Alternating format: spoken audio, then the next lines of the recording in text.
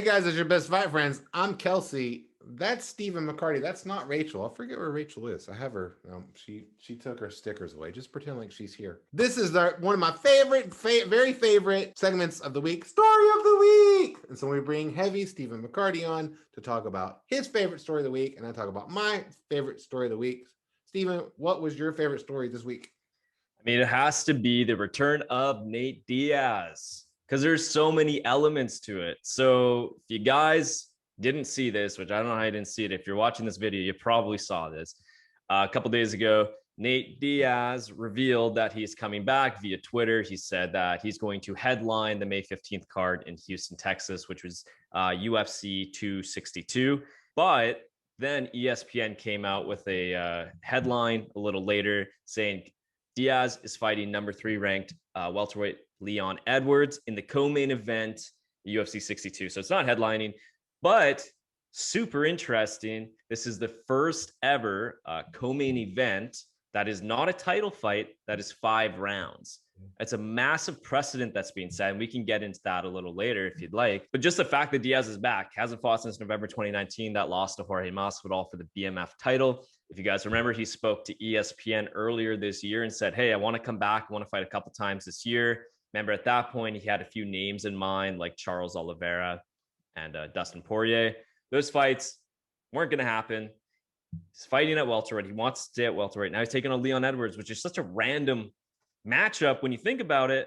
Yeah. But also, I think it's awesome matchmaking. And I think it speaks to where Diaz is at in his fight career right now, where he wants to reestablish himself and also take a really hard fight, which he always does. The guy always takes hard fights. What was your reaction, Kelsey? I could not believe that he was going to fight Leon Edwards. I just never saw that coming. He was talking about moving down to lightweight, remember, towards the end of last year. And then he was talking about fighting a lightweight at welterweight, right? Because he's been a welterweight for a long time.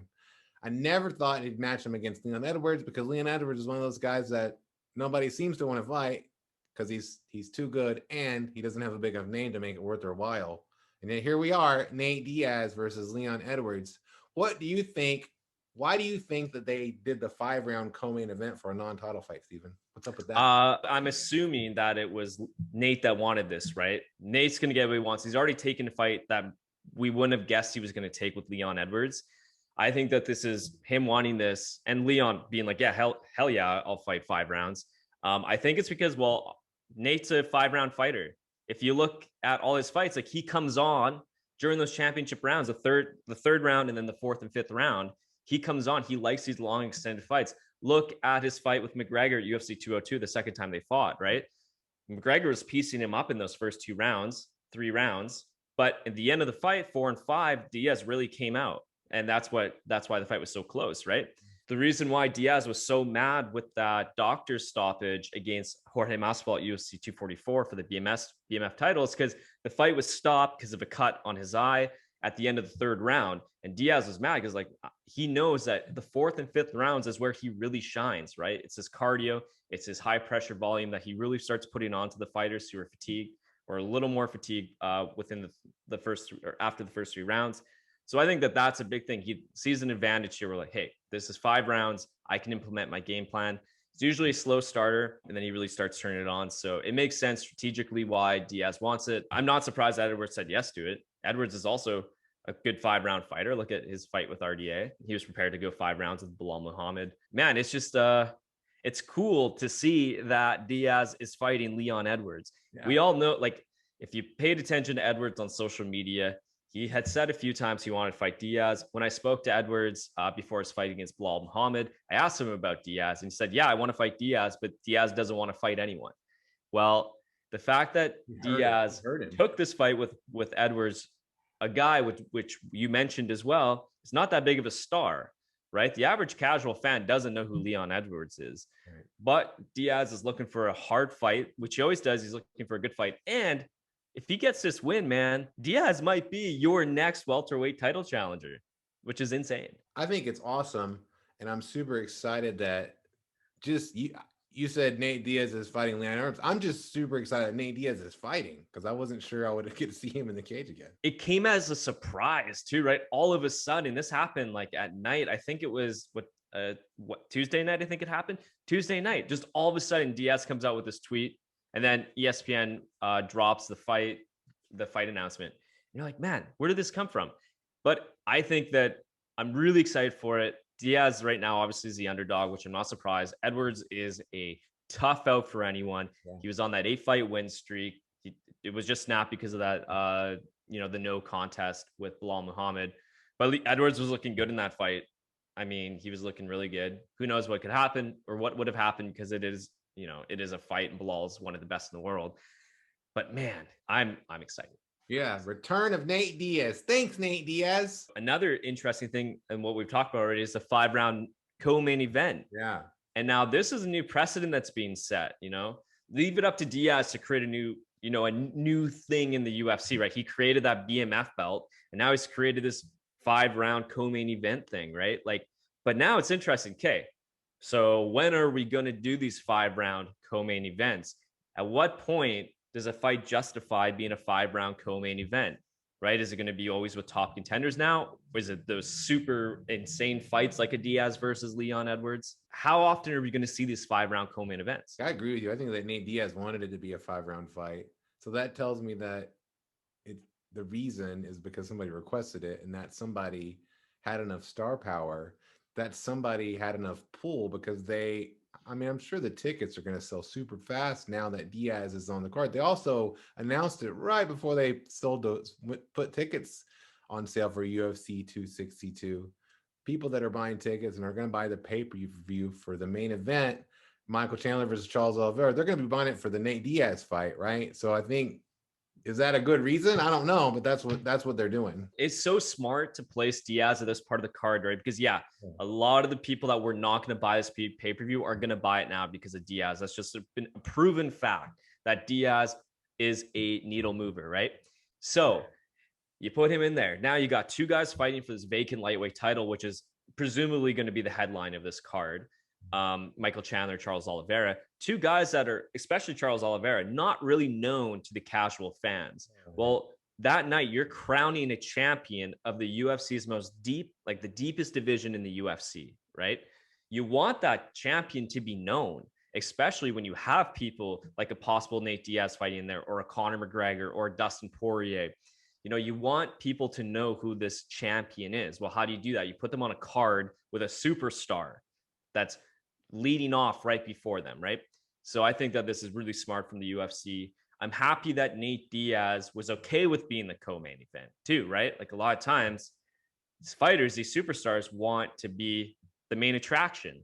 But Diaz, and as he's shown, like with that Anthony Pettis fight as well, like, he's okay with being the co-main. He's also showing how much of a fighter he really is by taking on Leon Edwards. Yeah, and the more you talked about it and all the reasons you laid out, I think now it's a brilliant move. Of course, you're going to sell a ton of pay-per-views. You're going to let people see a lot more people will see the lightweight title get crowned, and they'll be interested in the champion. Exactly. Yeah, for sure. So good stuff. And I can't wait to see how many 5-round co-main events we get. It's very, very interesting. Yeah, I'm excited about it. I'll tell you what else I'm excited about, Steven.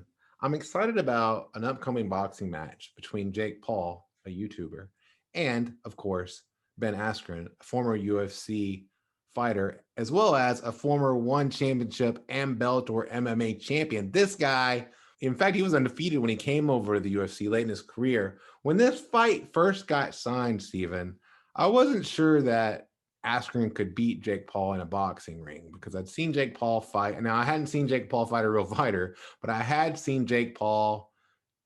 He has good form. He looks like he's young. He's definitely takes it seriously. And Ben Askren, of course, as you know, is mostly a wrestler. He used his wrestling skills to win his MMA fights. However, after the crazy face-off thing that they did, what I observed there, and the way that Askren seems so calm, eerily calm. Like, I feel like he's getting under Jake Paul's skin, which I didn't expect to see.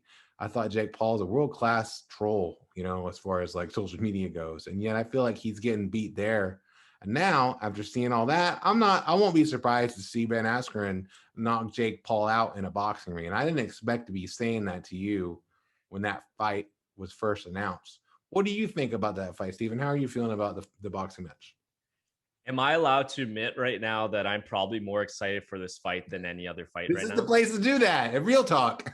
This is real talk. I am so excited for this fight, man. I'm all in on it. I mean, if you're like a boxing purist, like this is the worst thing you've ever seen in your life. Well, guess what? I'm not a boxing purist. I'm not, I'm here for the I fit show, baby. yeah, I want to be entertained. And you know what, man? Like this is so much fun. And you mentioned like Jake Paul being like a world-class troll, which he is.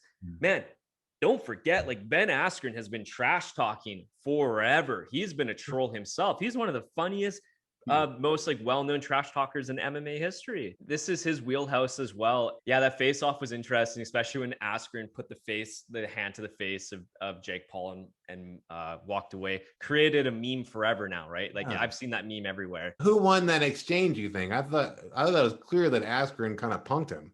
Yeah, I think so. Because Paul's response to me, after I've seen more than I can count of face-offs like that, the response there wasn't what you would want to see from a fighter. No, and so how I gauge this also is who won the exchange there? Askren. Why? Because all of the memes, all the videos, all the headlines have been talking about how Askren did that, right? No one's talking about how Jake Paul pushed him from behind. Whatever. I mean, it's Askren doing the hand to the face. So I give it 1-0 Askren for sure. The press conference, I think it was pretty back and forth. Paul had some good moments for sure, especially like calling, having Masvidal come on the phone and stuff. It's so hard for Ben Askren to like duck and dodge the jabs of Ben Askren's KO of him, right? Like he deals with it the best way possible, right? He's like, it happens. It happens. It happened. It happens. It happened. Yeah. And Jake Paul definitely has met his match in terms of trolling. That's for sure. It's Jake Paul fighting or boxing anyways, a world-class fighter, a guy that most people are now attaching him to this Masvidal knockout, right? Especially the casual fans. But if you've been watching this guy forever, you know how good Ben Askren is and how dominant he was before he got signed with the UFC. When he got signed to the UFC, he was an older fighter already, right? Yeah. If he got signed by the UFC a couple years before that, could have been completely different his run. Yeah. Well, and even the knockout, that wouldn't happen in the rematch. Like he was doing that so often that a fighter noticed that. Yeah, the fact that's what he literally walk in and grab you. Right. Well, he would obviously not do that anymore. From a technical standpoint, I'll give Paul the edge. Obviously, he's a guy that's been in there. He's a guy that's been training his hands nonstop for the last couple of years. Askren, I mean, we all know he's not a striker, and he's very honest about it. And he keeps saying, if I get into the ring with an actual boxer, I'm going to lose. Right. Here's the thing with Askren, and this has been talked about many times on many different shows, many different people. Askren is a competitor. He knows what it's like to fight and wrestle. He knows what it's like to get in deep into rounds. He knows what it's like to be exhausted with another guy in front of you trying to hit you. He knows all these things. Yeah. But Jake doesn't. Jake has starched all the fighters that he's fought. He has starched them, and they weren't even fighters. Right. Think of what Askren. Okay, think of this, man. Askren, when he fought Robbie Lawler, dude, that was the worst punishment ever. He got slammed on his head by Lawler. He got absolutely pummeled on the ground. And the fact that Askren got up and then it was able to kind of reverse positions of things and then catch Lawler in that bulldog choke, that just shows you how gritty Askren is. And I think that that's what he's implementing. He's implementing his gritty fight style. He's going to get in nice and close with Paul. He's going to try to link up a lot and try to tire out the fighter, right? He's going to try to tire out Paul. And that's why he keeps predicting a 7th round TKO victory. I didn't know that was his prediction. That's my prediction. I have a way too early prediction. I think that Jake Paul is going to go out there. He's not going to be able to hit Ben Askren. It is very, very difficult to hit a fighter who doesn't want to be hit. Like, I can tell you from experience, that is a hard thing to do. That's Askren's whole game. His whole game in MMA was built on him not getting hit so he could grab. And then he's been working with Freddie Roach. I think that the other difficult thing that I don't think Paul understands is when you throw punches that you don't land and you don't land them, that hurts you. That hurts the fighter who misses. It hurts badly. Like I think he's going to get tired. He's going to get exhausted, and he's going to experience something that he didn't expect to experience. He's going to have adversity, And like you said, Askren is a guy who knows all about that. He's a real fighter. Did you I want to just point out the Rocky 4 montage that Askren put together. That's the story that I wrote. And when I saw that, even just doing that, to me, like Askren is so sure that he's going to win this fight, that he's doing ridiculous crap like this and doing it in a way that's almost dismissive, right? It's almost dismissive to Jake Paul. And I mean, it's really turned me around. I really do think he's going to knock him out like he said he is. And what an opportunity for Askren right now. The casual fans, it seems like, almost run MMA Twitter a lot of times, or the trolls, I guess, run MMA Twitter, run MMA Instagram as well. If he and so Askren is like subjected to the thought that his storyline begins and ends with that Jorge Masvidal knee, right? Well, if he comes in and he's dismissive with Jake Paul, which he has been, and then he comes in and beats Jake Paul, I mean, I think that the end of Askren's career, like the history there kind of changes, right? Now he's got this big win, this high profile as in a highly viewed event. He gets his big win, and maybe a little bit of that stain from that Masvidal KO kind of goes away. I think it definitely goes away. And and that's not Jake Paul really has taken boxing seriously, so I'm not missing his efforts. He's definitely put in the work. He's definitely getting around the right people. I do know that he's rich and he's famous, and sometimes when people get around the rich and famous, they don't tell them the truth. Do you know? Like he doesn't, if he just went in there as like a person, a guy, and worked with a bunch of pros, I think he would have a better idea about what he's about to be in for. The reason this is so exciting is because Paul has been putting work in the gym. Yeah, if it was just a YouTuber who was boxing Ben Askren, I mean, there would be very low interest. Right. The fact is, Paul's the problem child, man. He's been putting in work. So and he can very. Like if he conversely, let's say I'm totally wrong and he knocks Ben Askren out in the first round, I think that's great too, man. That's great for Jake Paul. It's great for the future of these crazy boxing shows. And who knows, maybe Jake Paul, maybe someday he's the world champion. That would be one of the most amazing stories in boxing history. Man, if he wins, it's so crazy. This fight is so pivotal for this YouTube boxing era right now. If he loses to Askren, I mean, you're not calling out an MMA fighter next. You're going to probably box another YouTuber, celebrity, or athlete that's not a fighter. But if he beats Ben Askren, oh, man. I mean, better watch out. Watch out, Nate Diaz. What? All right. Well, Stephen, we love having you on our show. We love stories of the week. He's Stephen McCaugherty. I'm Kelsey McCarson.